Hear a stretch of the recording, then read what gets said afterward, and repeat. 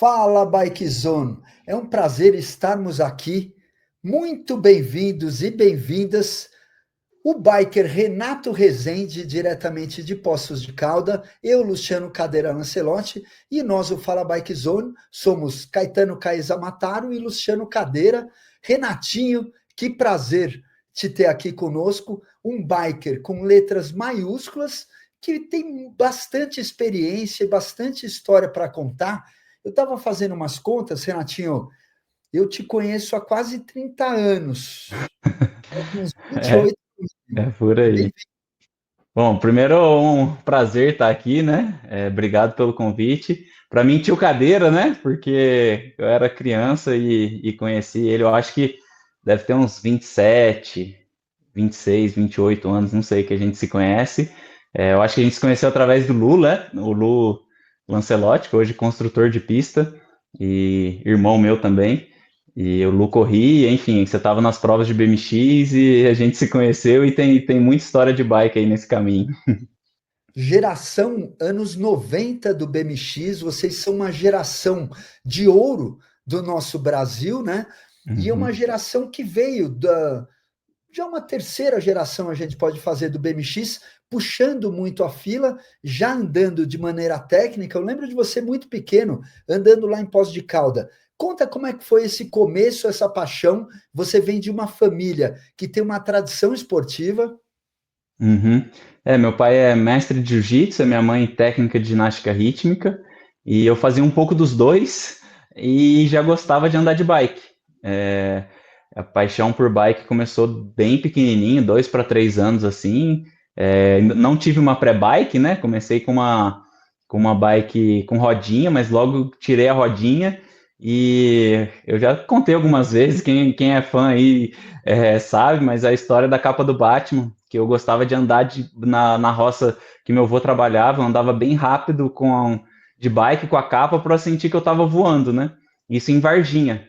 E daí quando a gente se mudou para Poços, 6 para 7 anos, eu conheci a pista do Parque Municipal aqui de Poços e fiquei encantado. Falei, pô, os caras estão pulando com a bike que eu que eu ando no chão com a capa, os caras estão voando de verdade.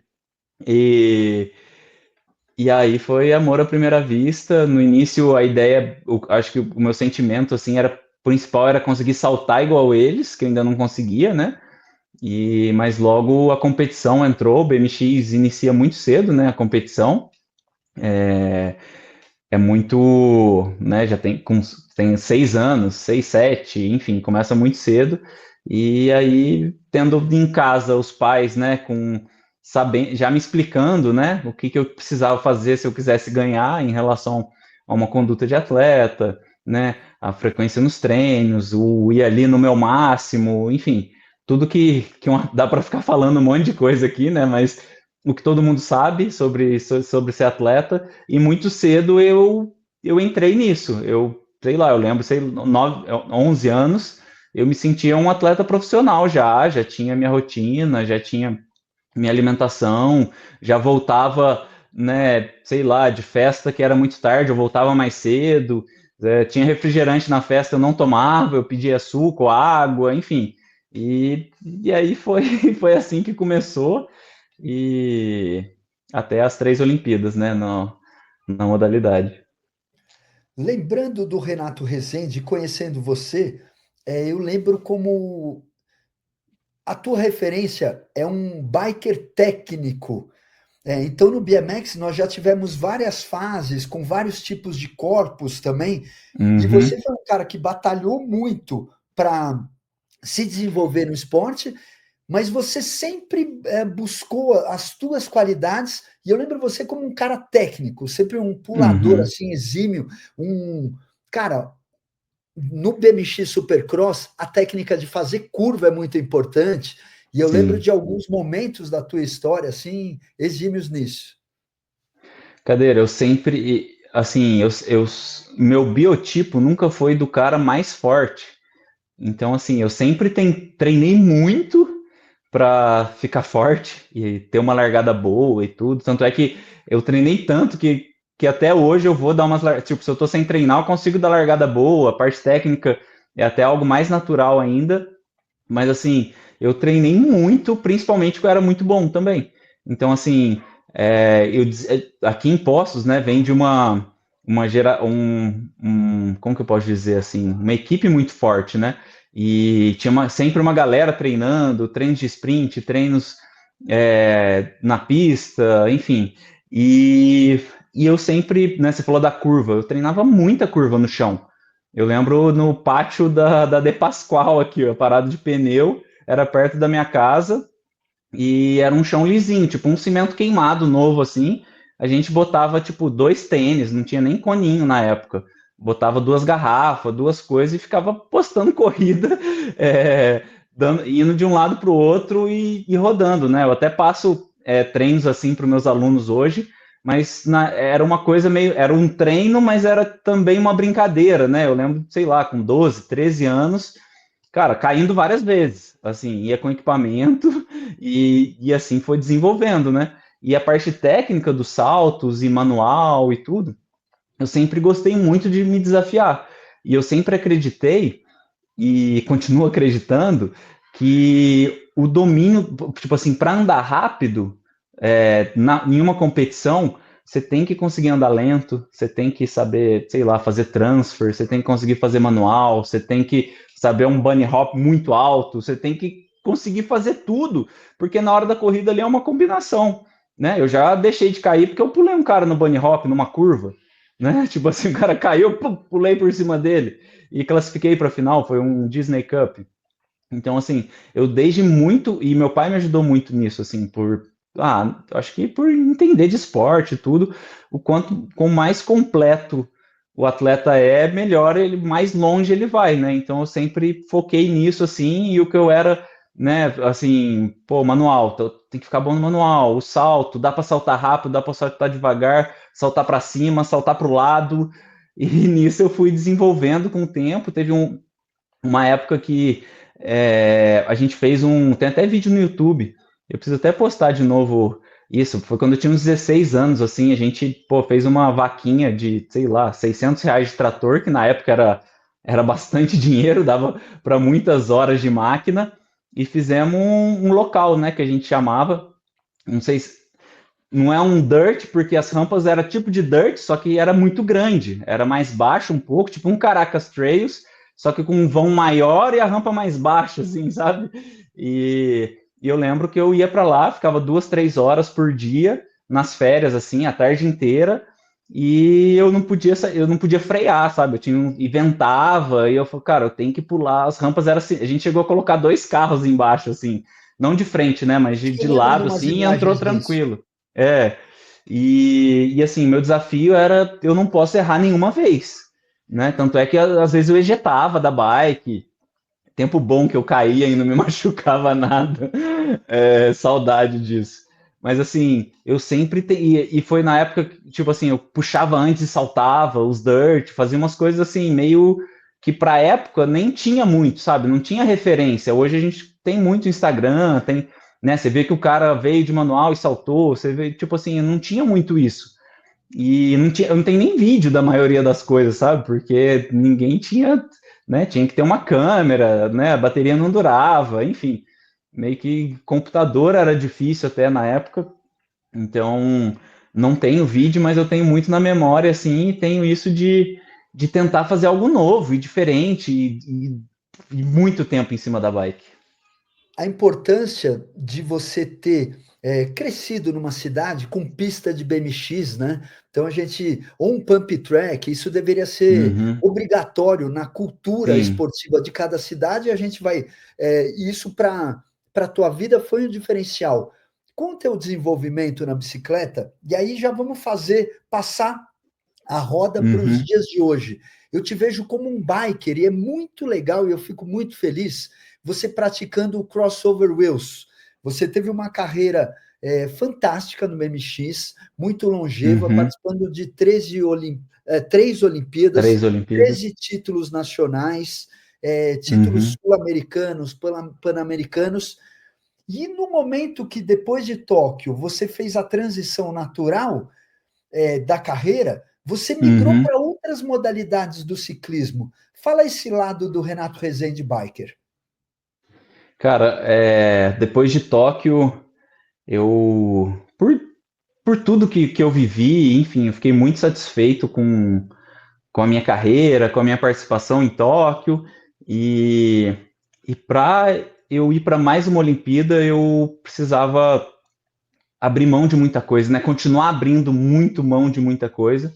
E eu vi no mountain bike, ciclismo de estrada, uma forma de eu continuar sendo atleta, talvez com um pouco menos de pressão. No começo eu ainda colocava muita pressão em mim, mas para curtir mesmo a bike, sabe? Curtir, andar de bike, conhecer uma cultura um pouco diferente, principalmente ali do mountain bike, conhecer a galera, conhecer, andar com a Vancini, sabe? Assim, cara, eu preciso andar com esses caras, andar na pista que eles andam. Eu era muito fã, gostava há algum tempo já, eu gostava. Acho que o Avancini puxou muito isso, assim, sabe, de assistir você narrando ele lá, o cara ganhando, falou, cara, eu preciso sentir o que é isso, cara, esse sangue na garganta, esse gosto aí que os caras falam, eu quero ver, né, como é que é e tal.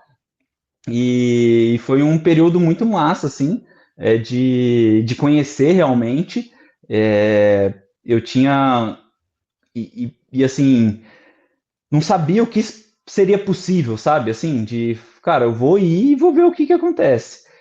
A parte técnica, assim, era muito legal, eu conseguia passar os obstáculos de uma forma, assim, muito, muito massa, chamava atenção e a galera curtia e trocava ideia e andava junto, né? Tipo assim, pô, você ter atletas, sei lá, como Sherman Treza, falando, ó, vamos andar junto e tal. Fala, caramba, o cara é muito referência, quer andar comigo, né? E a gente conseguia ter uma troca legal, o Zé Gabriel, enfim, muitos atletas, os dois, né, aqui de Poços, e muitos outros atletas, assim, pô, que legal que você tá aqui, cara. E eu cheguei a ser campeão brasileiro de XCE em 2023, que é uma prova mais Cross-country curta, né? Eliminator. Eu finalizei uma ou duas provas de XCC e eu nunca consegui finalizar um XCO. Assim, é algo que. E nem tá mais nos meus planos. Eu tentava isso, assim, só que eu vi que eu precisaria de um tempo longo e muito tempo em cima da bike. Assim, é uma jornada, assim, não que no BMX eu não fazia isso, né? Eu treinava muito tempo também, mas hoje em dia, né, com filho e sendo treinador de BMX, não é algo real, assim. Eu passar, sei lá, 20 horas, 25 horas na bike por semana, e que eu imagino que é mais ou menos o que eles treinam, não é tão real para mim hoje. Mas assim, foi um período muito, muito legal. Competi o Campeonato Brasileiro no Mobile, cara. Tipo assim, foi lá que eu fui campeão brasileiro de XCE, mas eu corri as provas de XCC, só fui cortado faltando uma volta no XCC. Foi um dos meus melhores resultados, assim. Eu cheguei, principalmente por ter muita rampa, né? Então ali eu sofria nas subidas, passava no pump recuperando, sofria de novo subindo e vinha descansando. Eu vinha ganhando tempo na descida de saltos e descansando. Então, assim, foi muito legal, mas é realmente impressionante o tempo que os caras conseguem aguentar com a potência alta, né? Assim, em relação a pico, por eu ter treinado no BMX, eu ainda tenho um pico muito grande, mas o que eles sustentam aí durante 1h20, né, que é o XCO, é absurdo, cara. Assim, eu não sei nem se seria possível se eu continuasse aí mais alguns anos e tudo nessa pegada, se seria possível, porque o nível, a gente falando aí do Vidal, né, que há pouco tempo ganhou a Copa do Mundo, é impressionante o quanto os caras aguentam, e o Vidal é um cara muito técnico, né? Com certeza deve ter andado bastante no BMX no Chile, você que conhece o pai dele, deve saber. Que prova linda, né? Venceu a Ah. Copa do Mundo de mountain bike em Val di Sole e uma prova duríssima com ele veio Uhum, de trás, ele não andou bem no XCC e fez uma prova fantástica, é muito legal porque faz com que esse nosso espírito latino-americano, que é sim. maravilhoso, né? Porque somos hermanos, Uhum, né? sim. Argentinos, chilenos, equatorianos, colombianos, e essa fraternidade você viveu muito na tua carreira, cara, no ápice de todo atleta, Olimpíada, participou de duas das tuas Olimpíadas eu tive presente, tua primeira Olimpíada, Londres 2012, segunda Uhum. Olimpíada Rio 2016 e Tóquio Tá. 2020 e 21. Uhum. Faz um apanhado disso, assim, mas não talvez tanto como resultado, mas a experiência disso para a tua vida, né?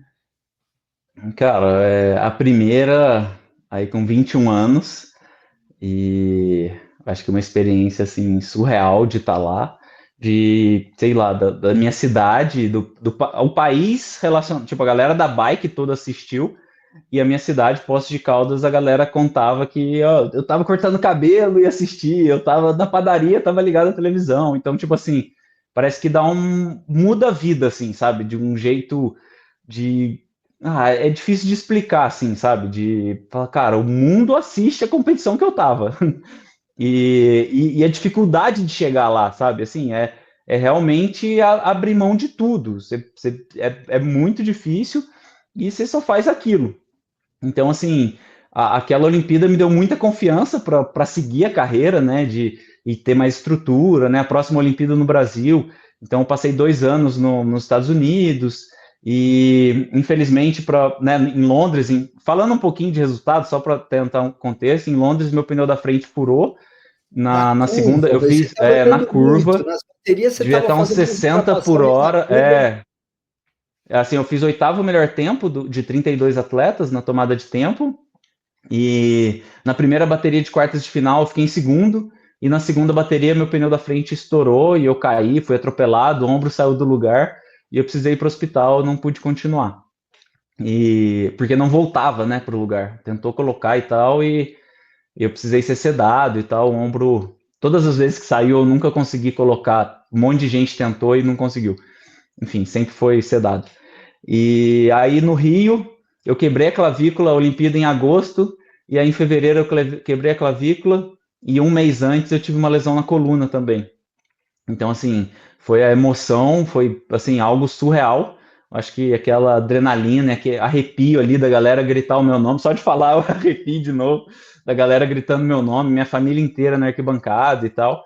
Foi algo, assim, que é inexplicável do que eu vivi ali. E tive uma queda junto com o Joris e com o Nick Kima, estourou pneu também e tal. E depois, na última bateria de quartas de final, eu precisava ultrapassar o cara que estava na minha frente, que é o Nick, que foi campeão na Olimpíada seguinte. E ele acabou, né, fechando a porta e eu caí e não classifiquei de novo. Então, ali, Tóquio era uma questão de. Eu precisava de algo melhor, assim, sabe? E, e pelas. Eu sonhava muito com uma final, né, e até uma medalha, mas pelas condições que eu tive de estar na pandemia, estar no Brasil, não conseguir ir para fora, eu demorei muito para conseguir. Aí, antes das Copas do Mundo, eu tive que ficar 15 dias em um hotel de quarentena, sem andar em pista. Portugal, né? Vocês Enfim, ficaram confinados. a gente ficou em Portugal e corri as Copas do Mundo não tão bem, não assim, estranho na bike, porque estava um ano sem competir. Competi um Forex só para ter ritmo de prova, para sentir adrenalina, sabe? Assim, adaptando no que dava. Fiz a pista aqui em casa, mas e eu vi a galera na Europa treinando, nos Estados Unidos treinando, tudo normal. E eu sabia, e aqui no Brasil, eu falo, cara, se eu cair, eu tô ferrado, porque eu não tenho um hospital pra ir, né? Que eu, tipo assim, sei lá, se eu precisar fazer uma cirurgia, era um treino estranho, sabe? Assim, quando eu conseguia pista para treinar, era esquisito. E daí quando eu consegui ir para fora, enfim, mas eu tinha feito uma boa campanha, assim, né? Vamos dizer assim, antes dessas duas provas que iriam ser a última classificatória para a Olimpíada. E fiz, tipo, oitavas, quartas de final e consegui a vaga. E aí eu fui direto para os Estados Unidos e consegui treinar 45 dias em mais alto nível, com caras bons e tal, e consegui chegar em 14º na última Olimpíada. Fiz semifinal, virando a primeira semifinal em terceiro, na frente né, sei lá, do Joris Daudet. O Joris Daudet me passou e o Kyle White me passou. Cheguei em quinto nessa primeira bateria. E, tipo, o Joris foi campeão olímpico depois, o Kyle White foi medalha de prata e são os caras mais rápidos na pista, né? Eu terminei a bateria puto e tal. E, cara, como que os caras me passaram? E na real eu tinha passado eles e eles, né, me passaram de novo. E foi muito. Eu aproveitei cada segundo dessa última Olimpíada.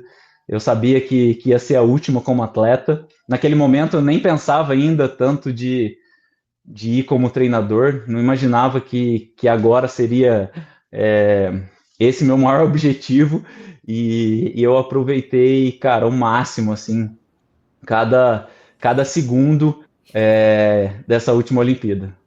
Seja bem-vindo, Caetano Caezamataro, chegando aqui no Fala Valeu. Bike Zone. Opa. E aí, Ó, Renato? conexão aqui, ó, Poços de Calda, Miami, o Caê. Hoje o Caê tava ralando, hoje é um domingão, né, Caê? E, pô, ralando aí, seja bem-vindo. Renatinho contando para nós muito da carreira dele, e eu já vou emendar só para uma sequência de perguntas, Caê, e você já entra com a próxima. Renatinho, dentro dessa carreira de atleta profissional, para se manter é uma coisa muito, muito difícil, financeiramente também. E você chegou no topo da Uhum, cadeia. Queria que você falasse da importância da Bolsa Atleta uhum. municipal, a estadual, e no top que você chegou, que é a Bolsa Atleta Olímpica. E você viveu um ciclo grande, né? Nisso também. Uhum. Cara, a Bolsa Atleta faz com que os atletas fiquem no esporte, sabe? Que consigam se dedicar, né? E né, aqui em Poços, na minha cidade, estão criando uma Bolsa Atleta Municipal, que é tipo um projeto né, que eu imagino que é 5 ou 6 mil reais por ano, e que daí pode, né, se gastar com as viagens e tudo mais. Em Minas tem o Bolsa Atleta estadual e tem o Bolsa Atleta federal, que são várias categorias, né? Então, começando acho que tem escolar também, mas eu nunca tive a escolar, mas eu já tive a nacional, a internacional e a olímpica. E que, né, a olímpica, quando você vai para a Olimpíada, você tem 4 anos ali de bolsa. Então, porque a gente acaba investindo muito, né? Você sabe disso, assim, para ser atleta, você acaba investindo o que você tem na sua carreira ali, e foi isso que eu fiz a minha vida inteira. Acho que uma época que foi um pouco melhor, assim, porque ainda teve até o, o Bolsa Atleta Pódio, e era o Brasil Medalha, que foi um projeto que teve, né, para as Olimpíadas do Rio. Então a gente tinha os atletas que estavam no top 20 mundial, tinham a bolsa de 5, 8, 11, 15 mil, dependendo do seu ranking. Eu cheguei a ganhar um pouco do 2013, 14 e 15, eu tive até quase a Olimpíada, eu acho, eu tive até 2016, e foi quando eu consegui me estruturar melhor, né? Quando eu fiquei mais tempo nos Estados Unidos, treinando e competindo, enfim. E, cara, é fundamental a bolsa para os atletas hoje, sabe? Eu sou treinador hoje, né? E eu tenho atletas que dependem totalmente da bolsa, que assim, cara, eu espero cair a bolsa para ver a corrida que vai, enfim, qual o plano que vai seguir, assim, né? E que realmente patrocínio é algo que também é muito difícil, né? Assim, principalmente se não está num nível de seleção, um nível muito alto, né? A questão do patrocínio mesmo com mídias sociais e tudo, é algo difícil, né? Bem-vindo, Caê. Valeu. Valeu, Renato. Infelizmente perdi o que vocês estavam falando, cara. Mas, enfim. Bem-vindo ao nosso canal, Renato. Prazer Obrigado, é um te prazer estar aqui com conhecer vocês. assim, né, cara? Porque eu já te conheço, pô, a gente já se viu lá nos Forex da Globo e Uhum, as histórias. Cara, eu tenho acompanhado sua carreira agora, principalmente no YouTube, no seu vlog, né? uhum. Ah, que legal, cara. E eu fico. Putz, na verdade, o teu vlog é viciante, né, meu? Não sei se você já teve Pô, que esse legal. feedback, mas é demais. Principalmente a criançada fala pra mim, legal de saber, assim, pô, que você acompanha e tal, eu fico muito feliz. Não, e você faz um trabalho fantástico, cara. De verdade, assim, não tô. Eu convido quem não conhece o teu vlog para dar uma olhada, né? Eu assisti vários Uhum, episódios do seu vlog e eu queria ouvir um pouco você falando de um 500. uhum. Se eu fosse garoto hoje, certamente eu buscaria o Team 500 e se meu filho tivesse envolvido no MX, provavelmente ia te indicar, cara, porque teu trabalho é incrível. Eu gostaria de ouvir você Pô, falar sobre isso. obrigado, obrigado. Cara, o Team 500 é um time, mas ao mesmo tempo é a minha assessoria, né? Eu tenho uma assessoria, uma empresa que passa treinamento de BMX, específico de BMX, e a gente trabalha com planilha e um acompanhamento à distância e presencial bem próximo. E uma coisa legal é que eu faço as viagens, né, com os atletas. Então, como eu já, não sei se você já assistiu algum vlog desses de viagem, né, para Assisti. competição e tudo. Assisti o E acho que é de Nashville, que são 2 episódios, não é Nashville, isso? sim, sim, Puta, Nashville, eu demais, fiz terceiro e terceiro. demais. E assim, não dá para filmar tudo, claro, a gente que filma, os moleques agora estão filmando mais ainda os vlogs, né? Eles pegam o celular deles mesmos e filmam alguma coisa, uma Sim. resenha e tal. E, cara, o Team 500 é um projeto que, que começou com, não sei se vocês conhecem a Manu Ramos, depois da Olimpíada De de São José dos Tóquio. Campos. Isso. Depois da Olimpíada de Tóquio, eu não queria ser treinador. Aconteceram algumas coisas e tal com o BMX que me afastaram um pouco, né? Eu entrei de cabeça no mountain bike e só que eu fazia algumas consultorias técnicas, aulas avulsas assim de BMX, que, né, pô, desenvolvi muita coisa, aprendi muita coisa com a galera de fora, enfim. E a parte didática, assim, de ensinar ali o manual, o salto, né, era algo que eu gostava muito e não tinha esse projeto de ser treinador, não tinha essa ideia tanto na minha cabeça. E, e a Manu veio aqui em Poços fazer um treino comigo. Acho que ela fez uma clínica e gostou muito e fez um treino, veio aqui em Poços, os pais trouxeram os pais doidos, né? Veio lá de São José dos Campos para fazer uma aula e ela gostou muito e os pais, não, você precisa começar a acompanhar a Manu e passar o treino para ela fazer. Ela está desenvolvendo muito em uma aula, ela não conseguia fazer manual e agora está fazendo, não, tem que fazer. E daí eu comecei a treinando ela. Falei, não, tá bom, eu vou passar certinho o que ela vai fazer. Vocês me mandam os vídeos, eu faço o feedback, mando áudio e vídeo, a gente vai. Aí eu faço aqui, né? Às vezes eu faço e mando vídeo. Aí comecei com ela e depois entrou o Miguel Goulart, que tá sempre nos vlogs aí viajando para equipe, com a equipe também. E foi entrando a galera. Então eu fiz o Team 500, que é uma forma de divulgar, né? A equipe nossa, a gente tem o nosso uniforme e o Team 500, o atleta que contrata a minha assessoria, né? Automaticamente entra no Team 500. Assim, não tem uma filiação, não é nada, não é uma equipe, né? Porque, por exemplo, tem atletas que são de outras equipes, do clube. Eu não quero atrapalhar de forma alguma nada, assim. Tem que correr a camiseta do clube, corre a camiseta do clube. Precisa pontuar para a equipe, pontua. Não... O Team 500 é a nossa união. A gente tenta se ajudar muito. Acho que nos vlogs dá para ver um pouco isso, assim, da parceria nossa. A gente sempre tenta um ajudar o outro no que precisa. A gente tem um grupo e daí sempre, né, a gente acompanha as corridas juntos, sei lá, Copa do Mundo. Tá tendo Copa do Mundo, a gente conversa ali no grupo e manda o link, enfim. O time tá reunido e nas corridas a gente tenta ficar sempre junto, né? E, cara, é um projeto muito especial, assim, eu acho que hoje é o meu projeto de vida. O meu objetivo é formar essa molecada e levar eles para até o nível olímpico, o nível máximo. Eu acredito muito, assim, né, nesse projeto e eu tento fazer com eles tudo que talvez eu não tive, tudo que eu tive que foi bom, eu tento manter com os treinadores, e tudo que eu acho que, né, quando era moleque, faltou, e enfim, eu tento passar para eles, né? Um exemplo disso pô, quem anda de bike sempre tem uma dorzinha na lombar aí, né, nas costas, no BMX mais ainda.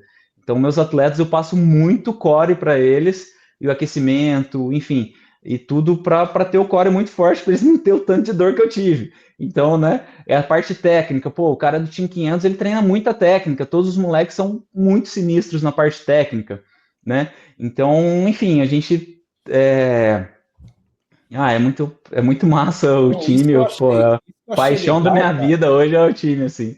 Isso que eu achei legal muito de acompanhar, porque primeiro a gente acompanha o treino de um atleta profissional, porque não é só sentar na bike e pedalar que deu um louco, até ter um Uhum, dos episódios que você passar mal de verdade, né, meu? Você treinou over, né? Sim. Mas não é só pedalar, né? Eu acho que Uhum. você está passando a base para os meninos de como se preparar, tanto Sim, fisicamente quanto psicologicamente, para um episódio, para um evento, uma corrida, né? sim, sim. Cara, teus vídeos são muito legais. É um ensinamento para qualquer atleta. Pô, Eu que legal, que massa. fiquei admirado com esse trabalho que você está fazendo. Pô, valeu. E uma coisa muito legal também, e que muita gente, até pessoas experientes assim do BMX, não entende tanto a questão de estratégia, né? Até da nossa equipe, a gente está numa equipe lá nos Estados Unidos. E eu coloco, às vezes, os moleques para largar na raia 8. Isso, E daí isso eu eles respeito falam, muito. cara, mas por que 8? Ele era o primeiro a escolher, podia ir na 1. Fala, cara, é estratégia. Na raia 1, o cara ele rende depois. Enfim, eu trabalho muito com isso também de a, o que a gente vai fazer na corrida, a leitura da corrida, né, em si, em conhecer quem está lá junto e principalmente conhecer os meus atletas e colocar eles lá em Nashville. A gente deu um vacilo de escolhe a raia agora no Usa BMX, só que escolhe tipo muito antes da corrida. Eles deixam os moleques lá tipo meia hora esperando na baia antes de correr. E a gente não se ligou nisso. O Miguelzinho, ele era o segundo a escolher, o primeiro, e perdeu a raia. E daí foi largar lá na 7. Eu falei, cara, a 7 você vai fazer assim, ó. O moleque vai estar na sua frente, você vai estar por fora, a primeira curva você dá um X, você vai sair na frente dele. Ele, não, demorou, beleza. E fez exatamente isso, E cara. Eu deu arrepio de certinho, né, falar. cara? Ele Deu dá para certo. ver no vídeo ele cortando. Assim. Ele mergulha e assim, e é muito gratificante para mim, entendeu? Assim, eu não achava que ia ser algo tão. É como se eu estivesse competindo, sabe? Eu vejo meus atletas competindo e eles fazendo, né, o que eu. Cara, o plano A é assim, o B é assim, e bora que vai dar certo. E quando não dá também, sabe? Tô junto na hora que dá e a hora que não dá, né, pra falar, cara, o que aconteceu, né? Onde que a gente errou? E o que que a gente, né? O que que foi? O Miguel, essa prova mesmo, ele estava voltando de uma lesão no ombro, estava sem resistência, estava sem perna. E o outro carinha lá é o atual campeão mundial. E, e ultrapassou ele nos 2 primeiros dias, e no outro dia ele estava sem perna até na saída. E daí a Ficou gente está convite aí, treinando para o então, para a Mundial. galera ver, Foi? né? O blog do Uhum, Renato, ficou muito legal, e todo esse trabalho no Team 500 é roda do tempo. Na tua história, tem duas coisas que você fez que não foram enaltecidas, e acho que é um espaço nosso aqui de enaltecer. Campeonato Mundial de BMX, tradicionalmente, antes de ser o CI, sempre teve a categoria uhum, Cruiser Aro 24. Tu sim. é o último campeão do mundo da história do BMX na Cruiser, num Uhum, continente que não tem tradição no BMX, que foi a África, em sim. Pietermaritzburg, 2010. Uhum, Outra coisa que eu lembro da história, e eu tive um ano antes, você teve também, mas não andou tão bem, acho que você andou muito. É, foi uma Copa do Mundo de BMX que teve num evento show da Red Bull em Berlim. foi. Teve um top Não, eu 3 fui lá, top 3, vice-campeão, né? foi Meu, 2013 esse, conta um pouco dessas duas 2013. histórias. Bom, Campeonato Mundial de 2010, eu sofri uma lesão no ombro. Foi a primeira vez que meu ombro saiu do lugar. Eu usava aquele protetor de pescoço, sabe? O Lat Brace. Uhum. Sim. E um tombinho, fui dar um X no meu irmão na curva e bati no pneu dele e caí meio que catando cavaco assim. E o ombro foi para frente, fez uma alavanca no Lat Brace, saiu. E daí eu praticamente não treinei os últimos 20 dias assim na pista, né? Eu tirei a tipóia no dia que eu fui viajar para a África. E, e aí, cara, na Aro 20 eu não consegui andar bem, eu não consegui. Eu cansava muito na volta, cansava muito. E daí, não sabia, eu não queria nem correr a Cruiser. Eu falei, cara, o que eu vou fazer na Cruiser? Só que a Cruiser era uma bike que eu montei assim de última hora, a relação que tinha ainda era catraca, não tinha nem cassete o cubo, e eu tava com uma relação pesada na Cruiser. E que foi a minha sorte. Eu corri de 42,17, eu acho. 42,17 de Cruiser. Tipo, a galera andava normalmente de 39,17, né? Então, tipo assim, tava bem pesada a relação e foi o que me salvou, assim, porque eu tava aguentando andar bem. Eu não chegava tão cansado na chegada. E, né, não estavam o Strombers, né, que ganhou, não tinham alguns atletas, mas tinham vários atletas de nome, assim, muito, né, medalha de bronze na Olimpíada, depois o Ken, do Jimenez, o enfim, tinha os holandeses, tinha uma galera que a gente sabia que ia ser o último e todo mundo queria ser campeão mundial pela última vez na Cruiser. E fui sem pretensões naquele dia, eu amanheci e decidi correr, então fui sem pressão nenhuma, assim, tranquilo, e, e as coisas foram fluindo, cheguei na final, primeira curva em sexto, aí quinto, quarto, primeiro, virei a segunda curva em primeiro, e fui campeão mundial, curva de terra ainda, eu acho que foi talvez o último mundial com curva de terra, e lembro que entrei ali por dentro, ultrapassando 3 caras na mesma curva e consegui segurar o Jimenez, que era um dos caras mais rápidos de pista do mundo, Colombiano, né? até a chegada do colombiano, e fui campeão mundial, cara. Na época que, assim, não tinha transmissão, não tinha nada. Lembro de meu pai A ficar gente sabendo um transmitiu na tempão SPN, depois. irmão. Vocês Como transmitiram na assim? ESPN ao vivo? Transmitimos na SPN ao vivo. Não acredito, cara. Total. Olha Precisa ir até isso. atrás disso aí nos arquivos Pô, lá. podia ter isso aí. Depois Meu, me passa o transmitimos contato ao de alguém vivo. para eu mandar mensagem e ver se tem essa transmissão. Ó, Imagina vamos ver você com narrando um isso. amigo de lá. Lembra de Pô, legal. Berlim? Berlim foi Uhum. 2013? E que 13, pista foi aquela que era? 13. Foi uma pista que era um Cara, BMX Supercross com. Cara, era uma pista que a Red Bull pegou para dar um a- tapa é, especial, né? não, fizeram Largava já com depois teve Copa do Watergate. Mundo lá. Depois teve Copa do Mundo lá. Eu até fiz final em 2014. Só que teve 2012 que eu não fui e 13. E Como é que 13 chamava? foi a mais Red Bull Revolution. Red Bull Revolution. E assim, eu recebi o Revolution BMX 30, era o nome do é, evento. é, Revolution BMX. assim, eu recebi o convite, eram 32 atletas só, e eu recebi o convite, eu falei, cara, eu preciso dar um jeito de ir. E daí era assim, você compra a passagem, o resto era por conta deles. E daí fui atrás dos meus patrocinadores, Troy Lee, da época, Troy Lee Brasil, e Vezan, eles, pô, me bancaram a passagem, eu fui, cheguei lá, e o inglês ainda não era tão bom, e eu até lembro que a gente, e assim, era um evento comemorativo, sabe? Tipo assim, a galera não tava todo mundo curtindo, ninguém tava naquele foco de Copa do Mundo. Que a galera tava curtindo, enfim. A gente foi dar um rolê de barco lá, foi no rolê de barco que eu conheci o Steven Caesar. Eu era muito fã desse cara. E daí, desenrolando em inglês lá com ele, né? Já falava um pouco e tal. E ele, prazer, sou o Steven, não sei o que, trocando uma ideia. Que eu falei, velho, esse Steven é muito gente boa, velho. E daí, depois de um tempão que eu fui descobrir que era o cara que eu era o maior fã dele. Foi muito massa isso. Aconteceu isso também com o Brian Lopes. Andando uma vez com ele num pump track, maior tempão, velho. Eu e ele pirando nas passagens. Aí depois que eu fui embora, o Thomas ali falou pra mim: e aí, você gostou de andar com o Brian Lopes? Eu falei: o quê? Eu achei que era só Brian. essa foi muito massa. Mas enfim, voltando para Berlim, a gente foi fazer um passeio de barco. Eu falei, e todo mundo bebendo cerveja, né? Rolê comemorativo. Eu falei, velho, não é possível, cara. Essa corrida é para mim, velho.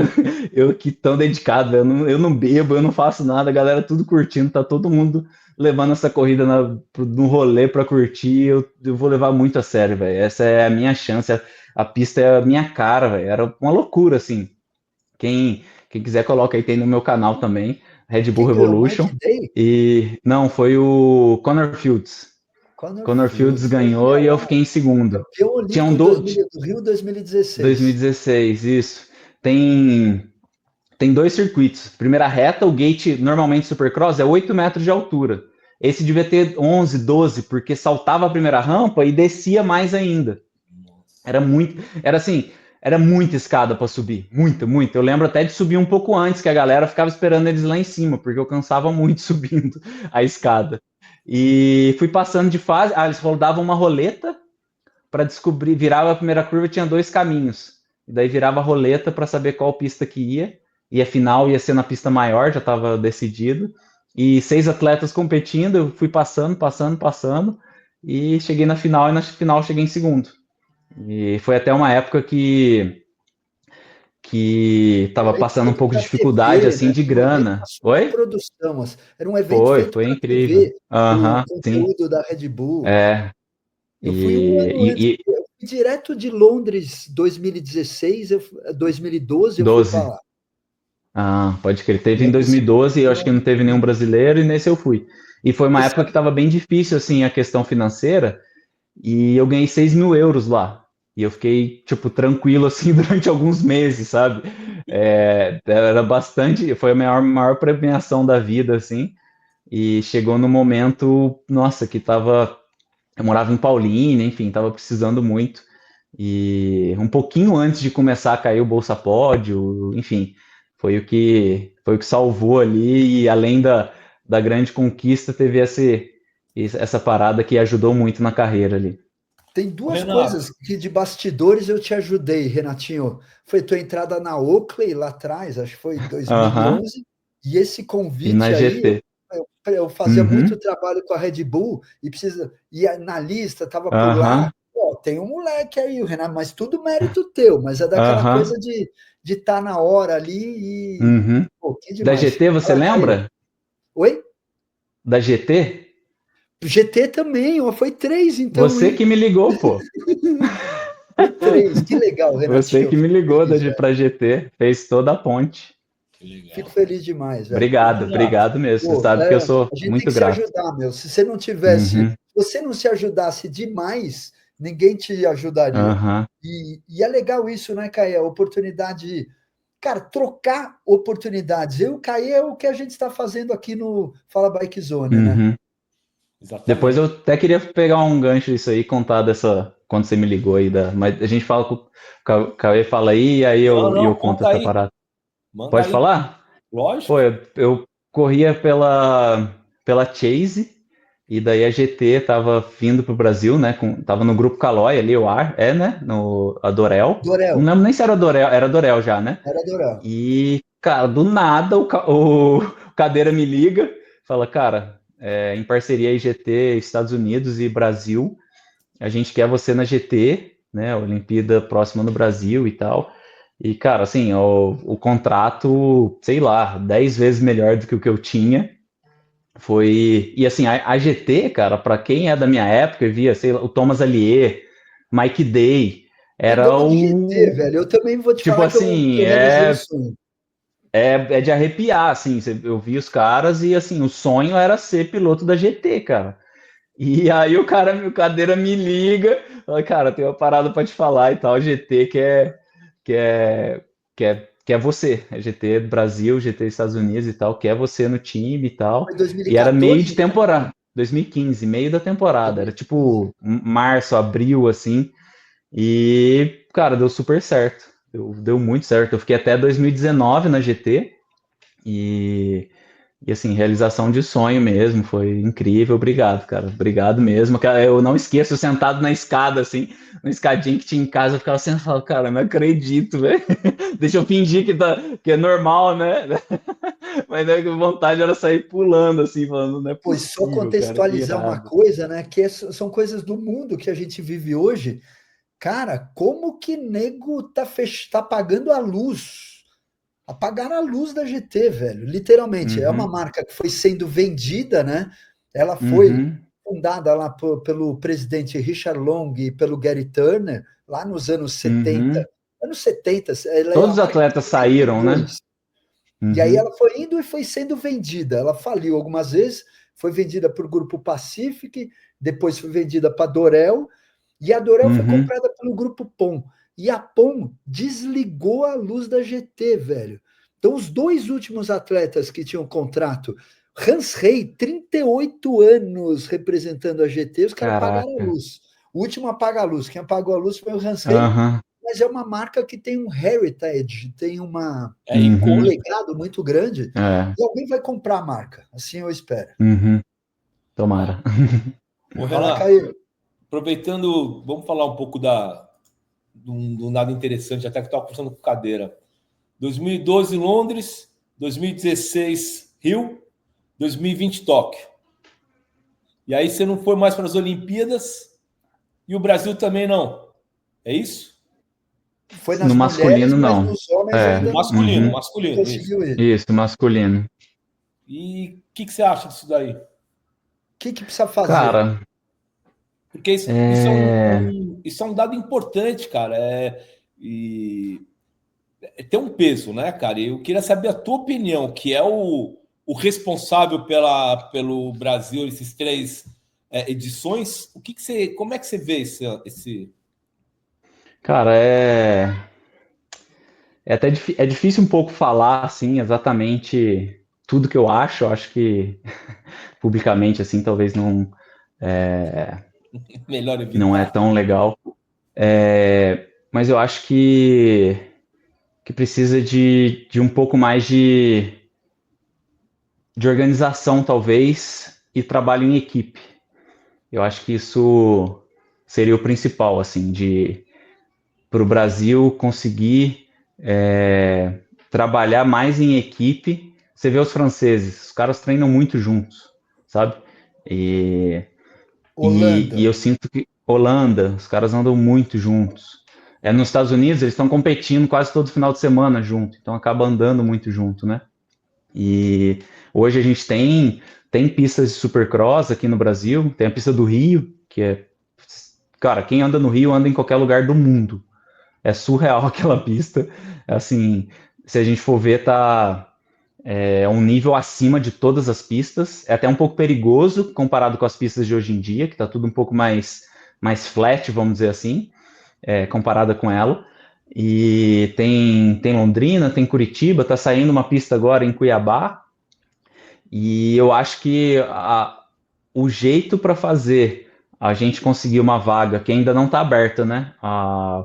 O ranking olímpico, né? Para Los Angeles 2028 seria conseguir fazer training camps, né?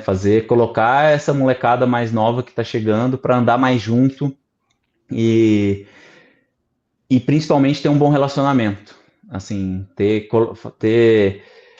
os atletas conseguirem se ajudar e estarem juntos, né? E acho que acredito que nessa última Copa do Mundo já está acontecendo mais isso, mas, por exemplo, esse ano é um pouco morto assim em relação à seleção mandar os atletas e tudo mais. Por exemplo, teve Copa do Mundo esse final de semana Papendal, e os semana atletas em passada, Papendal, os anterior atletas na foram por França, né? conta. Oi? Teve na Semana anterior foi na França, França. isso. Foi tipo uma rodada dupla na Europa e de 2 dias, né? 2 dias na França, depois 2 dias na Holanda. E os atletas a seleção não mandou os atletas, né? E eles foram por conta. E, cara, é difícil. É bem difícil, assim, tá por conta, sem ter a estrutura mesmo. E principalmente sem ter iniciativas que reúnam eles para treinar e que preparem eles e que façam competições estratégicas enfim, eu acho que precisa de uma organização, assim, de uma forma geral, união de todos para conseguir elevar o nível. E assim, e a dedicação, é, a gente sendo brasileiro, cara, a gente não pode ser igual aos gringos. Tipo assim, sei lá, tomar uma cervejinha depois da corrida. A realidade nossa aqui é difícil de explicar isso, mas vai desde moeda, nossa, que é mais difícil. Tipo, o cara quer ter um capacete bom, ele paga $300, a gente vai pagar R$ 3.000, cara. Então, assim, isso no dinheiro pode comprar, né? Mas de viagem, enfim, e tudo pra gente é, é mais difícil, cara. Assim, a gente não tem uma estabilidade financeira. Se machuca, cara, tá ferrado. Tem um monte de coisa que quando coloca na balança, a gente não é igual aos caras, entendeu? Não dá pra gente fazer igual eles fazem. A gente tem que fazer mais, entendeu? E é o que eu sempre tentei fazer, entendeu? Eu viajei o mundo, mas eu não conheço nada, né? Cara, é foco 100%. Então, assim, eu eu vivi muito isso, assim, eu tô lá, é só aquilo que eu vou fazer e eu estava estudando qual que eu assisti, enfim, era 100% aquilo ali, sabe? E eu acho que a gente sendo brasileiro, para com a estrutura que a gente tem, enfim, com tudo, é difícil de explicar, assim, mas a nossa realidade é diferente de um francês, de um holandês, que a bike, o cara não xinga você na rua, tá ligado? Você tá de bike. E dos mínimos detalhes. Então, eu sinto que a gente tem que fazer mais. Se a gente quer, a gente tem que fazer mais para talvez ficar igual, assim. A gente fazer igual eles, a gente vai estar para trás. É muito legal esse contexto que você traz do fazer a mais, eu acredito também, e o fazer a mais dentro de exemplos que a gente tem. Colômbia, Argentina quebrada, Chile. Sim. Todos eles foram para a Olimpíada, né? Assim, a Colômbia levou 3. Equador. Agora, sim. Né? Então, às vezes, a grana não compra uma coisa, dignidade. Ponto. É essa que eu queria falar. Né? Que é uma... Explicando para então, um assim, leigo. pode ser cara, o pobre mais limpinho, fazer direito, fazer o que o Renato está falando, né? E o que eu vejo aqui é muita... O ciclismo é um universo muito grande. E não dá para achar que ciclismo é só road bike, não dá para achar que ciclismo é só bike de pista, né? Porque nego entende disso. Então, agora, houve uma sucessão da Confederação Brasileira de Ciclismo, muitos anos, o José Luiz Vasconcelos, né, à frente, e agora tem uma nova gestão, é uma nova oportunidade, uma nova chance. Você foi na Pump League, né, Renato? A nossa vontade de fomentar também a base e tudo mais é isso, porque, cara, dá para fazer, mas aqui, não sei, o brasileiro tem muito talento, mas não sei se o lance do ego também, tem muita... Eu te falo assim, que na Pump League eu quase senti que tem mais gente que torce quase contra do que a favor. Não é fácil, não, velho. É difícil, cara, é difícil. Pô, a Vamp League é sensacional, cara. E é Como difícil de tá? Como fazer, tá porque hoje? você Vocês estão volta fazendo sempre pro etapas? zero, sempre pro zero. Esse ano, ou a gente faz um brasileiro, ou não vamos fazer. Pô, tem que ter o brasileiro de Pump Track. É algo A que, gente vai pô, se fazer tem um ainda. mundial, se tem um mundial, por que não tem o nacional? A gente Né? vai fazer ainda. É que é difícil, né? Porque Me também o avisa, hein? E não público-privado. coloca em nenhuma data que vai ter Não, corrida importante, não. não Por vai bater favor. jamais com prova de BMX. Vai lá, Caê, faz uma pergunta pro Não, eu Renatinho. queria entrar um pouco, por exemplo, para um leigo. Como é que a gente entende qual o processo para o país, para o BMX, né, entrar nas Olimpíadas? Quais são as etapas? A gente tem alguma chance para a próxima? Conta para a gente isso. Bom, existem 2 critérios, né? O critério primeiro, que é o para classificar o país, e esse é o critério que a UCI coloca, e tem o critério do país, que a confederação lança para saber qual atleta que vai, né? Então, o primeiro critério, que é o da UCI, vão lançar um novo, né? Porque sempre tem algumas pequenas mudanças, mas normalmente eu acho que isso não vai mudar, e é por equipe, né? Por nação. Então, os 3 melhores atletas de cada nação marcam pontos, e daí vai ter o ranking dos países.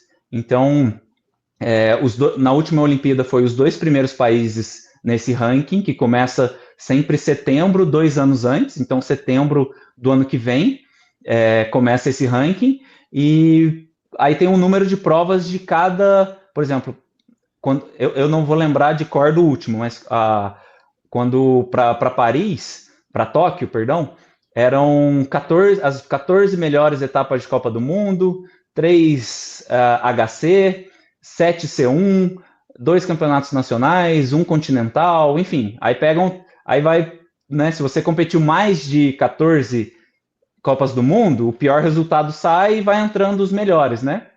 Isso de cada atleta, e cada atleta tem o nomezinho dele ali no ranking por país, né? Então, sempre os 3 melhores de cada país. E daí, nesse ranking, que vai até né, são todos os países, e até o 11º tem direito a uma vaga. Então, o primeiro e o segundo levam 3 atletas, do terceiro ao quinto levam 2 atletas, e do sexto ao 11º levam um atleta. Fora isso, tem os critérios individuais, que são... Aí, no ano passado, na última Olimpíada, eram os 2 últimos campeonatos mundiais que antecedem. Então, o melhor atleta naquele campeonato mundial que o país não tem a vaga, se classifica. Entendeu? Então, tipo assim, a França já está no top 11 ali, então nenhum francês. Os Estados Unidos está no top 11, nenhum americano. E assim vai indo e vão distribuindo essas vagas. Aí tem uma vaga pelo campeonato, acho que europeu, uma pelo continental aqui da América do Sul, enfim. E foi no campeonato continental de 2023, se eu não me engano, que a Paola conseguiu a vaga.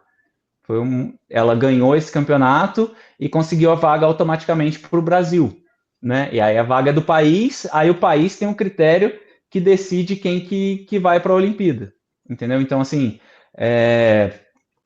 foi até algo que aconteceu na última Olimpíada, que o critério não estava tão claro, então tinha mais de uma forma de interpretar o critério, e daí que daí gerou atrito entre os atletas, enfim, são coisas que não podem acontecer, porque os atletas tem que estar... É um esporte individual, mas se você está sozinho, você não consegue, entendeu? Se não, você está no box ali, não está todo mundo na sintonia, não está todo mundo querendo a mesma coisa, todo mundo junto, e porque assim, ó, a França, por exemplo, é o país mais concorrido para você ser da seleção, né? Tipo, o cara que ganhou agora a Copa do Mundo, ele nem foi para a Olimpíada, porque tinham 3 caras melhores que ele, né? Então, assim, e os caras ganharam 3 medalhas. Lembrando, França fez primeiro, segundo e terceiro no masculino. Uhum. Então, assim, a gente ficar querendo ter ou ter, né, brigar por não faz sentido. A gente tem que conseguir elevar o nível de um monte, entendeu? E ter um monte de gente competindo, enfim, todo mundo treinando junto. E se porque, cara, o BMX, o cara que ganhou no sábado, agora em Papendal, ele ficou nas quartas de final no domingo. Não dá para... O BMX é assim, cara. Não tem uma... Que foi o britânico, é muito difícil, né?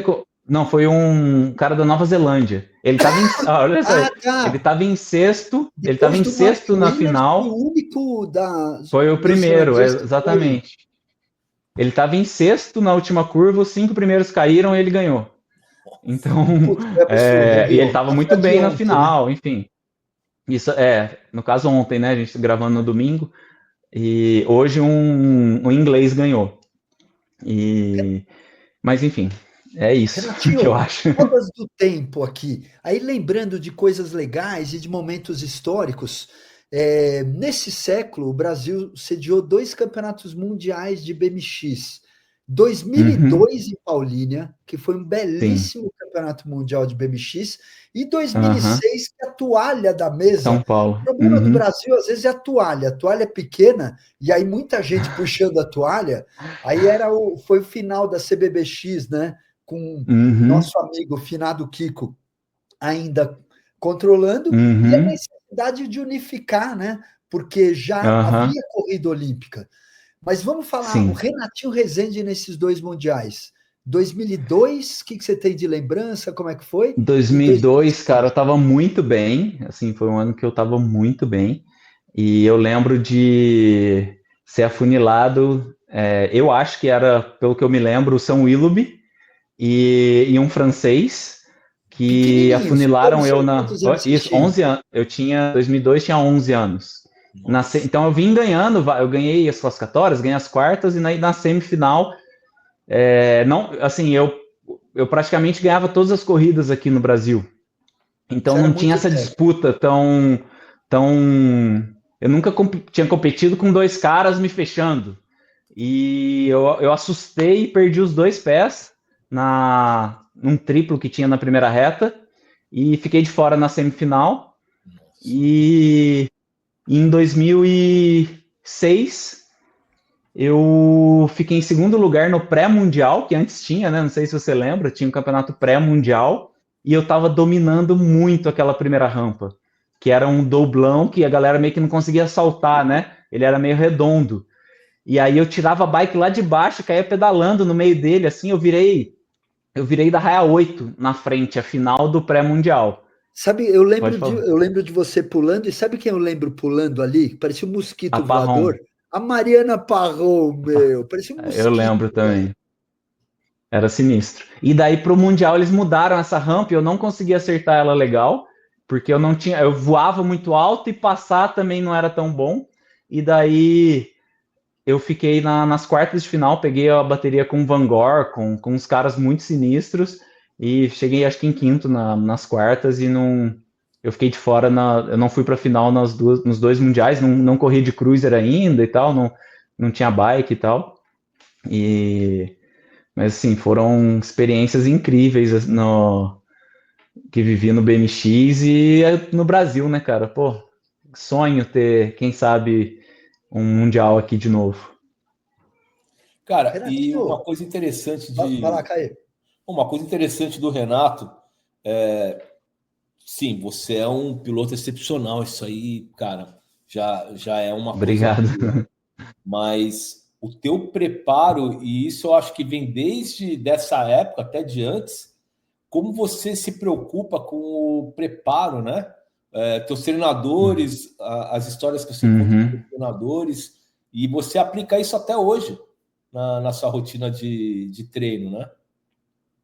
Sim, cara, eu acho que eu corri algumas competições despreparado, vamos dizer assim, e é muito ruim. Assim, eu não.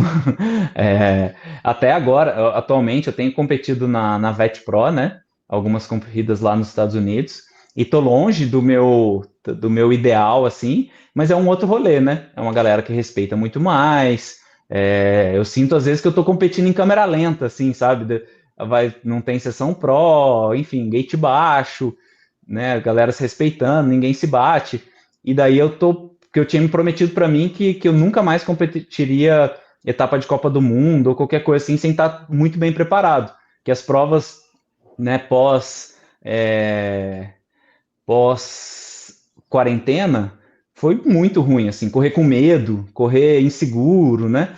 E a preparação tanto física, porque se o físico não tá bom, não tem como o mental tá bom, entendeu? Eu converso muito com os meus alunos isso, assim, que, tipo assim, a gente se preparar mentalmente, claro que se você tá voltando de lesão, né, se você tá nesse processo, faz parte. Agora, tipo, você não tá bem preparado porque você tá dando migué ou porque, né, não tá treinando, não faz sentido isso. Então, né, até a gente no Grants, o Miguelzinho fez.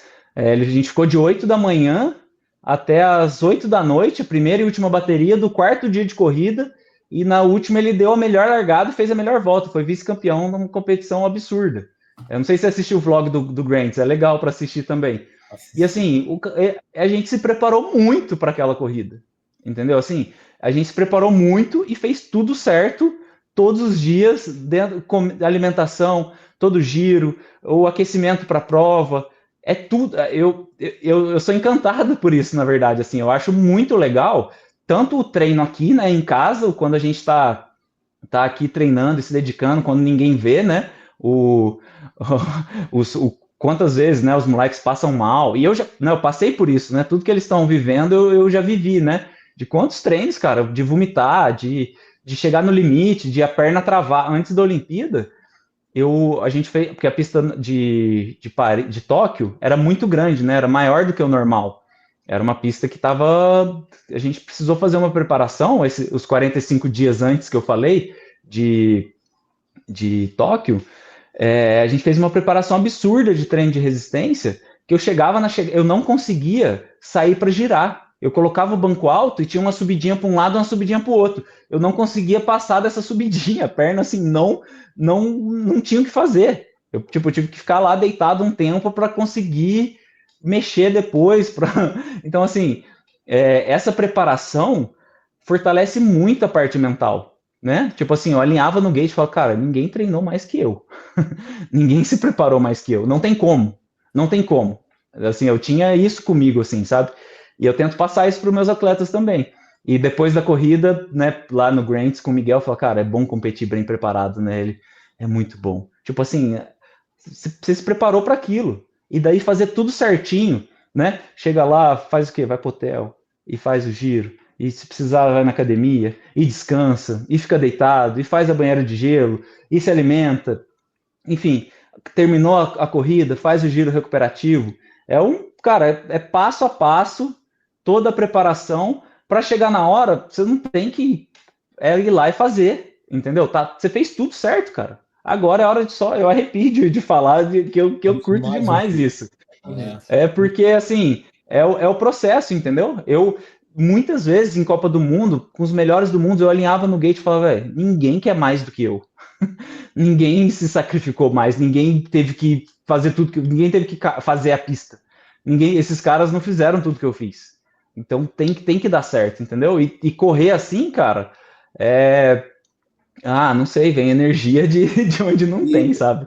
Isso é uma coisa interessante que você está falando, porque eu não sei se você vê dessa maneira, mas a impressão que eu tenho é que você usa essa adrenalina toda para te dar explosão muscular. Não sei como é que se vê isso, mas eu acho que essa adrenalina... Perdão, deu uma cortadinha a hora que você falou, você pode repetir, por favor? Não, que eu entendo que essa adrenalina você utiliza a seu favor nas competições. Uhum. Né? Você, lá no gate, essa adrenalina você canaliza para explosão muscular. Né? E eu falo para os meus atletas também que, assim, cara, a gente está ali porque a gente quer competir. E essa adrenalina, a gente tem que realmente usar ela a nosso favor. Assim, cara, quanto maior eu não levo eles para competir competição fácil. A gente está indo para as principais competições. E é o que eu buscava também, né? Quanto maior a competição, maior a adrenalina, maior, às vezes, a vontade de ir no banheiro. Em Tóquio, a última vez que eu fui no banheiro, né, para fazer o número 2, falei, cara, eu nunca mais vou no banheiro tão nervoso na minha vida. Eu fiquei lá sozinho, assim, ó, aproveitando, falando, mano, que loucura isso aqui que eu tô sentindo, cara. Que da hora isso. E é isso, se a gente leva pro outro lado de, nossa, eu tô nervoso, e agora? Você trava, porque não vai não ficar, entendeu? Falar, agora eu já faço o BMX, porque o BMX, cara, assim, eu competi de mountain bike, de ciclismo de estrada e tudo, e a adrenalina é diferente, entendeu? Assim, na largada ali, mano, tá suave, vai sair todo mundo junto, vai desenvolvendo a prova. O BMX, cara, é uma loucura. Você tem que estar disposto a ir pro hospital na sequência, entendeu? Assim, tipo assim, o BMX se alinha no gate disposto a acontecer qualquer coisa, né? Então, essa adrena, assim, que é meio que é difícil de ter em outras competições, a gente tem que usar a nosso favor, porque você não vai deixar de ter ela, entendeu? E quanto maior a competição, maior vai ser a adrenalina. Isso é fato, assim, você consegue lidar com ela, né? Eu consegui performar com adrenalina muito alta, de estar no gate, às vezes, tremendo e dar a melhor largada, entendeu? Eu falo, mano, que louco, velho, eu tô muito nervoso, tem um campeão olímpico de um lado, eu não sei o que do outro, e agora é hora, tipo, sabe, às vezes eu sabia, falo, mano, eu dando a minha melhor largada, vai ser difícil eu sair na frente desse cara, mas tal lugar eu vou passar ele, sabe? Às vezes eu já tinha esse rolê, assim, na cabeça, e é isso, a gente tem que aprender a lidar com essa adrenalina, porque, pô, é ela que move a gente também. E o que é muito massa, eu tô empolgado, mas eu vou deixar só lá, Gadeira. O que é muito massa é que eu fico igualzinho quando os meus atletas vão correr. Eu fico, às vezes, até mais nervoso. Termina a corrida, eu tô exausto, velho. Eu tô com a perna doendo, eu nem corri. Eu nem corri, eu fico. Eu tô aprendendo a lidar melhor também. Você narrando, você fica. Vai. Eu vou como se eu fosse junto. E qualquer dia eu vou ver se alguém me filma, porque acho que até curva eu faço assim com ele, sabe? Enfim, é muito massa isso. É uma troca de energia muito bonita, né? E é uma troca de energia que esse maravilhoso esporte, bicycle motocross, tem demais. E eu até criei uma frase que diz o seguinte: quem anda de BMX anda de qualquer coisa. Quem anda de qualquer coisa, não sei se vai andar de BMX.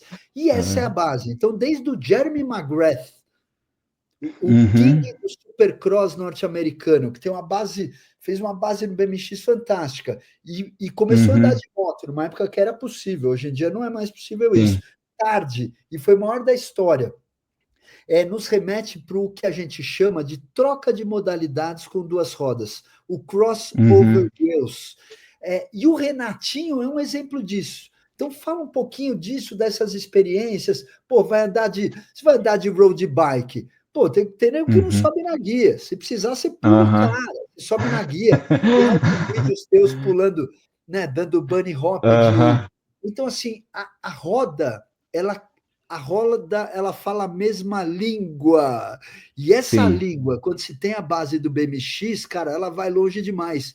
Eu, com 58 anos de idade, eu ando o que eu aprendi a fazer de aro 20, meu. E é o que eu ando hoje de moto, de bike, tudo, velho. Eu não inventei.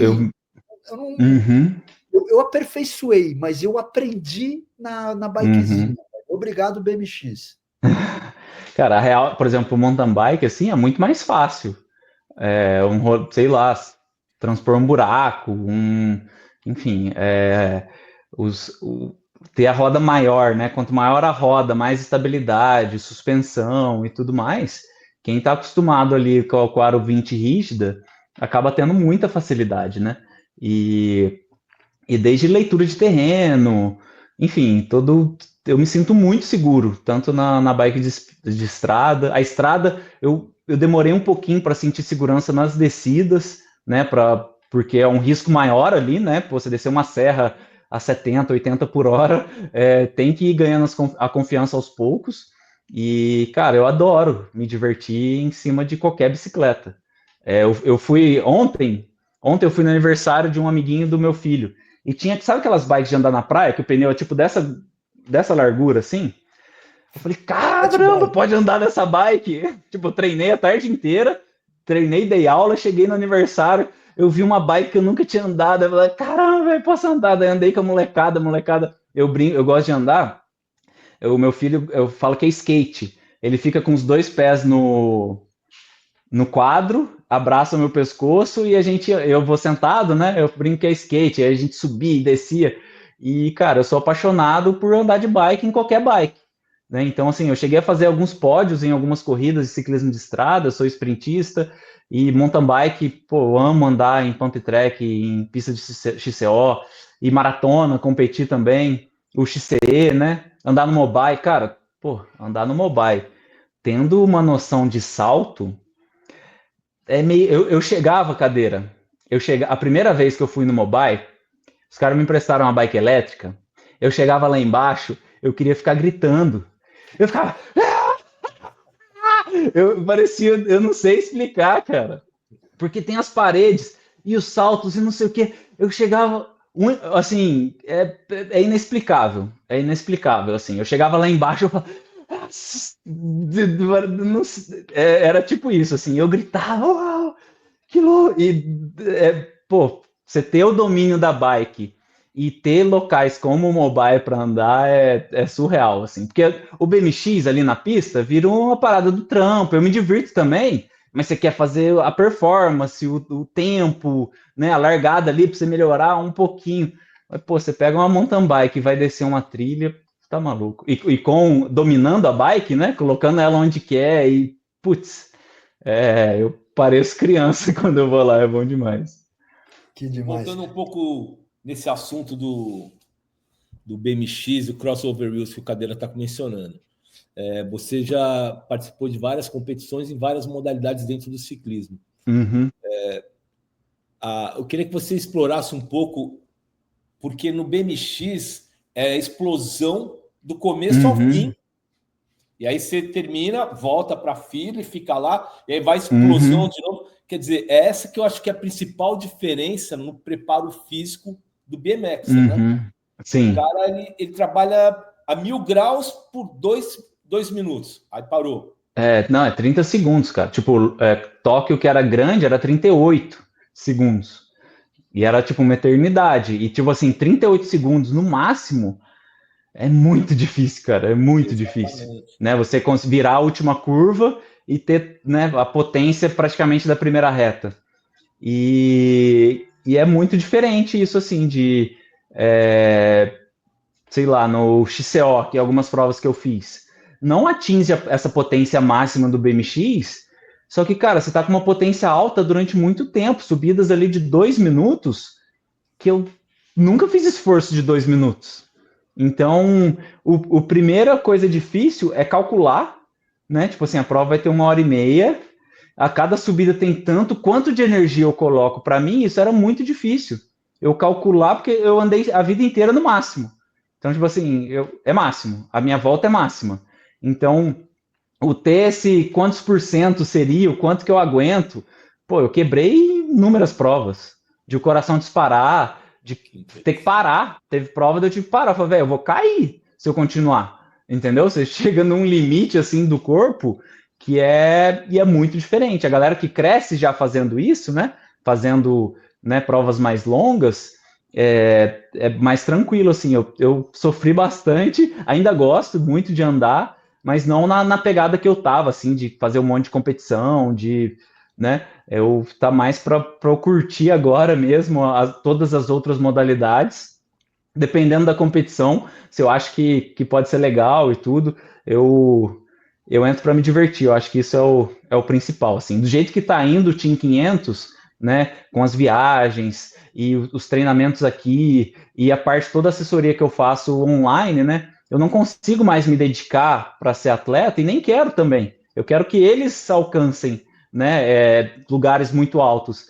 Só que ao mesmo tempo, cara, se eu parar de andar de bicicleta, alguma coisa de errado vai dar. Então não, eu tô sempre em cima, né, das minhas bikes e curtindo, né? Pô, eu curto muito andar na pista de BMX com os moleques. Às vezes eu tô em um treino de mountain bike, aí eu vou dar aula com a bike de BMX, de mountain bike, aí eu ando com ela, ou com a Speed, enfim. É, eu gosto muito de estar em cima da bike e sempre um desafio, né? Eu acho que hoje eu tenho mais consciência, o Cadeira falou disso. Eu não sei se foi no ar ou antes, Foi mas antes. da consciência, assim, de não querer, não poder cair, né? Tipo assim, eu ainda corro alguns riscos, talvez a mais que o Cadeira, mas antes, quando eu era moleque, cara, mano, dá pra pular dessa reta aqui na outra. Eu ia, pulava sessão pro ao contrário. Tem vídeo no YouTube pulando sessão pro ao contrário. Mandava uns transfers, sei lá, uns gap enorme, umas coisas assim que eu até nunca me machuquei fazendo isso. Mas hoje não justifica mais tanto eu meter o louco. Mas, pô, eu gosto muito de andar rápido, de pular alto, voar, sei lá. Eu pulei uma ponte, caiu esses dias, eu pulei lá. Tipo assim, para mim eu não tava correndo um risco tão grande. Eu tô querendo, ainda não arrumaram aqui, a prefeitura ainda não arrumou. Eu tô querendo ir de speed lá para saltar aquele buraco. Já vi E você qualquer dia eu ensaiando lá. precisava de alguém Chegou para de speed na filmar. beirinha. Mas enfim, eu tento correr um pouco menos de risco, né? E numa pegada mais de boa, até nas competições, né? Na Vet Pro é um respeito muito grande. A galera não dá no meio, não pula cruzando, não fecha na largada. Então, tô numa pegada mais tranquilo, mas pô, tem que rolar um desafio, tem que rolar uma parada, porque é o que continua me movendo assim, né? Saltar um galho na trilha, sei lá. Esses dias me mandaram, pô, mandaram num grupo, caiu um galho aqui, hein? Eu acho que dá para pular. Aí eu já fico pensando, né? Eu vou ir lá e tal. Mas, pô, eu me divirto muito em cima da bike. A vida vai nos trazendo oportunidades, né? E a oportunidade de termos esse instrumento, essa ferramenta na vida que é a bicicleta, ela é demais.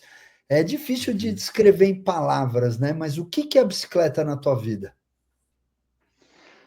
Cara, eu acho que é a minha vida, a bike. É, claro, tem minha família, tudo, tá todo mundo envolvido, né? Assim, eu pedalo junto com a minha esposa, eu pedalo junto com meu filho, a gente tem esses momentos sempre relacionados à bike, e, cara, a bike é a minha vida. Assim, todo dia eu faço alguma coisa relacionada à bike. E é o que me move, assim. Eu achava muito que, né, é a competição, é o treino, é tudo, mas é a bike, cara. Eu tenho que estar envolvido ali em alguma coisa com a bike, ou lavando a bike, né? O dia que eu não ando de bike, eu limpo a bike, né, monta a bike, enfim. A bike é minha vida, cara, desde de muito pequeno, e espero que, né, assim como vocês, assim, esteja Pô, pra sempre. Eu quero ser aquele tiozinho que vai estar lá com cabelo branco e pulando na sessão pro. Vai no pump track, a galera fala, mano, da onde saiu esse tiozinho aí? Eu vou ser esse cara. Aí, ó. Tenho certeza que, né, o Cadeira vai nos lugares assim, galera que não conhece, né? Daí fala, mano, da onde que saiu esse cara voando com essa bike? Da hora demais. Quero seguir Desculpa, eu esses passos. queria. A gente já está aqui em 1 minuto e 20, mas eu tenho uma coisa que me chama muita atenção e acho legal da gente falar. Os teus uniformes e as pinturas do seu capacete, cara. Puta, são incríveis, né? Eu queria que você falasse um pouco disso pra gente, dos uniformes, como é que você cria e as pinturas do capacete, quem é que te apoia, como é que é a tua relação com os teus capacetes? Bom, capacete, na verdade, foi cada Olimpíada eu consegui um cara assim para pintar, e daí eu dava mais ou menos a ideia, e os caras sempre fizeram obras incríveis. E acho que eu não vou citar todos para não esquecer de ninguém, mas eu sempre me chamou muita atenção isso do capacete. Tem um aqui de Poços de Caldas, tem o cara de tudo, a Finearte, aqui é o Cristiano. Aí teve um cara em Paulínia, que foi da primeira Olimpíada, eu não vou lembrar o nome dele agora. Aí, quando eu estava nos Estados Unidos, eu arrumei um cara lá para pintar. E os uniformes, tem um cara aqui que desenvolve, é um grande amigo meu, que a gente fez BMX junto. Putz, ele era moleque, hoje é um dos maiores designers aí da cidade, posso dizer do mundo, que ele tá fazendo um trampo para fora, assim, para Nova York, para artistas famosos, assim, chama Leonardos. A gente se reencontrou, assim, pedalando junto na mesma equipe de ciclismo de estrada. E, cara, ele ajudou a desenvolver o logo da empresa, da 500, e também o uniforme, né? Que é a pegada do uniforme. Eu não sei se vocês já viram, né? Mas tem. Deixa eu ver se tem algum aqui. Não, não tem. Achei que ia ter na gaveta aqui. Mas tem o azul e o amarelo, né? Por causa do Brasil, mas sem ser, né, o verde ou amarelo do Brasil ali, a ideia das cores. E eu coloquei na manga aqui as Olimpíadas que eu Isso, aqui. participei. E você deixou até E tem uma linha, eu deixei deixou um uma linha em espaço, né? branco, que é quando meus atletas irão, né? Eles vão para uma Olimpíada e eu vou como treinador, então já tem escrito aqui, é um dos nossos objetivos. E daí tem uma frase também que marca muito, uma frase não, né? Algumas palavras, que é acredite no processo, em inglês, né? Trust in the process, work hard e never quit, que é trabalhe duro e nunca desista. Eu acho que esse é o processo, né? Acreditar no processo, trabalhar duro e nunca desistir, que com esse círculo a gente vai chegar lá. Então, só para contextualizar, num lado da manga estão as participações nas Olimpíadas e no outro lado da manga está essa sua filosofia, né? Ela tá nas listras da barriga aqui, Você não né? tinha um que E estava na manga? Não tinha um... a manga é isso, as Olimpíadas na manga, e na outra manga são as faixas, né, que seguem da barriga, que daí tem a ver com a logo, que daí é uma logo, tem as listras ali, que remete até uma rampa, um flow, enfim. Tem bastante coisa, é a Só mais uma 500, né? pergunta para a gente avançar. Da onde que vem o 500? Cara, o 500, quando eu entrei na Elite, tinha os números para escolher, e aí eu gostava muito do 28, porque é o dia que eu nasci e tal, mas já tinham atletas usando, e não tinha nenhum número de 2 dígitos ali que eu achava que encaixava comigo, e eu vi o 500 livre, e falei, cara, o 500 é da hora, eu gostei do 500, entendeu? É uma coisa, não tem nada específico, assim, porque eu joguei, ou sei lá, qualquer coisa, mas é um número que eu achei que marcava, que pô, ninguém vai esquecer, né? A metade de 1000. E daí eu trabalhei em cima disso, né? O Resende 500, sempre com o número nas costas, e teve o boné 500, tudo 500. E quando a gente foi abrir a empresa, não tinha como ser diferente, né? 500, o nome da empresa é 500 Esporte e Nutrição, que é a empresa minha e da minha esposa. E daí a gente tem a área do 500 BMX Racing e o Team 500, né? Que daí são os atletas. Pô, que papo legal, Renatinho, e que momento interessante, né, das nossas vidas, se encontrando mais uma vez e a gente poder trocar tanta história legal Pô, e tanta legal demais mesmo. inspiração. Você nos inspira, né?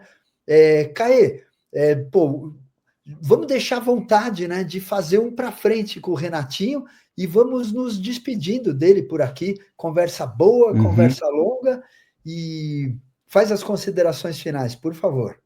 Cara, eu só tenho a agradecer você doar o seu tempo para a gente. A intenção do nosso canal é a gente conseguir trazer para a galera a história, né? Tudo que vem atrás do atleta, do ciclismo, do que quer que seja, tudo tem uma história, né? E a nossa intenção é trazer essa história para a galera. E ouvir a tua história, para a gente, é muito legal e poder dividir ela com a galera é bacana. Seja muito bem-vindo. Tem muita coisa para a gente conversar ainda. Vamos marcar um próximo papo. Pô, maior prazer. Quando Cadeira me mandou mensagem, eu só mandei mensagem para minha esposa falando, Nath, melhor sábado ou domingo, que eu estava viajando ainda. Mas, pô, maior prazer do mundo participar e poder falar um pouco, né? A gente tem histórias juntos aí e, pô, legal. Obrigado pelo convite. Quando quiserem, né, a gente não se encontrando pessoalmente aí, eu podia ver alguma prova para você até ir aí assistir a gente, vai ser legal. Vai ser um prazer, Cadeira, cara. a gente se vê aí, pô, no rolê. Pô, não tem mais o Disney Cup, Não cara. Não acredito. tem mais. Mas em Orlando, lá, quando vai ter uma? O Caê, a gente quer armar dele Pô, ir para Orlando lá. eu não sei de cor, mas vamos organizar Pô, isso vamos olhar quando esse tiver ali calendário, né, para Caê? Flórida. Organizar. Para esse ano a gente não vai mais para Flórida, vai ser uma prova em Louisville, uma no Texas e o Grants, mas o ano que vem com certeza, porque a prova que vai ter vai ser em Oldsmar, só que não é Pro, não tem os elites. Então, né, a equipe tá focando nessas que tem os elites para eu estar competindo junto. Mas, pô, vamos organizar e, pô, Cadeira, quando vier para cá ou quando eu estiver por aí, a gente tem que marcar um rolê junto. E se rolar o brasileiro de Pump League, de Pump Track, com certeza eu vou estar presente. Pô, eu tenho mais legal uma demais. consideraçãozinha, que em algum momento eu vi você falando e que eu achei muito legal, cara, que a tua intenção no Team 500 é que você consiga formar atletas de elite, né? Eu achei tão bacana isso, porque isso é o que falta no nosso país, né, cara? É incentivo na base, preparação na base para chegar na ponta. Sim, E sim. até uma coisa para contextualizar, dificilmente um atleta de elite, ele não vai ser um ser humano elevado. Com E certeza. isso é mais legal, que a nossa universidade da vida, né, Renatinho, é o esporte. Sim, E o esporte exatamente. forma cidadãos, forma seres humanos melhores. E no mundo como é que está hoje, está faltando esporte na veia da Sim. rapaziada. Porque, meu, E é muito o espírito computador pelo esportivo, o mundo, fair né? Pelo play, amor tudo de que Deus, o muita coisa cara parada. vive, né? É isso. Mas a ideia de formar, assim, é porque é o processo, né? Às vezes a criança ali, o adolescente, se preocupa muito com o resultado na competição que ele tá, e não na formação dele, né? E não no processo ali. E vale mais um título né? Eu ia falar de perder numa prova, né? Eu ia falar tomar um pau. Mas assim, é melhor você ir para uma prova muito difícil e não correr bem, aprender com aquilo, do que ir buscando só o resultado, só o título, enfim. E aprender, né? Nossa, mas saltar não é o mais rápido, né, cara? A gente tem que aprender a saltar, né? Não, tipo assim, preocupa ali só com o resultado O e resultado é não com o consequência. processo da formação, exatamente. No Então, eu final, acredito muito nisso. o que vale mesmo é a jornada, né? Exatamente. O destino é o ponto final, mas É, o que vale é você exatamente. percorrer esse caminho até chegar na final. Exatamente. E é, Quando onde a gente se entra para o diverte time, eu já mais. falo isso, falo, ó, o resultado é uma consequência, a gente vai fazer, eu vou estar nas competições, vou ajudar vocês, vou fazer estratégia e tudo, mas assim, é o processo, né? Faz parte perder, faz parte arriscar e não dar certo, tudo faz parte para a gente e para o futuro, né? E formar realmente os atletas, né? Porque tem que passar por muita coisa, né? Por lesão. Às vezes falam, nossa, machucou e perdeu. Eu falo, não, mas é assim mesmo, entendeu? Tem que aprender a lidar com a frustração de não ir para a competição porque se machucou. Porque é o BMX, a gente vai machucar, não tem como. Então, tudo vai amadurecendo, né? E como a gente vai lidando com isso, eu acho que é o segredo ali para chegar onde a gente quer.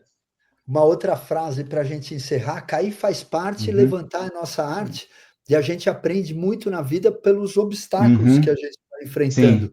Então, agradecer, irmãozinho, né? Eu tenho você como um sobrinho, assim, né? Contemporâneo do seu pai, a gente se conhece aí há 3 décadas Sim. praticamente. Agradecer o Caetano Caesamataro, que está lá em Miami, o Renatinho Rezende lá em Poços de Caldas, e eu aqui na Serra da Cantareira. Nós somos o Fala Bike Zone e nós temos uma paixão pela cultura e pela história do esporte, que é longa e prossegue. Valeu, Renatinho! É isso, valeu. Só mandar um beijo aqui para minha esposa e para o Lelê, os amores da minha vida. E é isso, obrigado demais, valeu.